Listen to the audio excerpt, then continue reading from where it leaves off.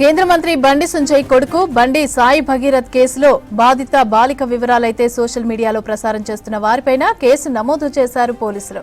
మేడ్చల్ మల్కాజ్గిరి జిల్లా బాలల సంక్షేమ కమిటీ ఫిర్యాదుతో మరో ఎఫ్ఐఆర్ అయితే ఫైల్ చేశారు. Juvenile justice act, BNS, POCSO చట్టాల కింద కేసు నమోదు చేశారు. ఇన్స్టాగ్రామ్, ఫేస్బుక్ ఖాతాల యూఆర్ఎల్ గుర్తించారు. సోషల్ మీడియా ఖాతాల నిర్వాహకులను గుర్తించేందుకు చర్యలు చేపట్టారు. ఇక బాధితురాలి ఫోటోలు, వీడియోలు, తల్లిదండ్రుల వివరాలు ప్రచారం చేసిన వారిపైన చర్యలు తీసుకోనున్నట్లు తెలిపారు. బాధిత బాలిక వ్యక్తిగత వివరాలైతే బయట పెట్టొద్దని ప్రజలకు విజ్ఞప్తి చేశారు. చట్ట ఉల్లంఘనకు పాల్పడితే కఠిన చర్యలు తప్పవని హెచ్చరించారు. కేంద్ర మంత్రి బండి సంజయ్ కొడుకు బండి సాయి భగీరథ్ కేసులో బాధిత బాలిక వివరాలు సోషల్ మీడియాలో ప్రసారం చేస్తున్న వారిపైన కేసు నమోదు చేశారు పోలీసులు. మేడ్చల్ మల్కాజ్గిరి జిల్లా బాలల సంక్షేమ కమిటీ ఫిర్యాదుతో మరో ఎఫ్ఐఆర్ ఫైల్ చేశారు. Juvenile justice act, BNS, POCSO చట్టాల కింద కేసు నమోదు చేశారు.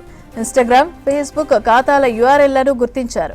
సోషల్ మీడియా ఖాతాల నిర్వాహకులను గుర్తించేందుకు చర్యలు చేపట్టారు.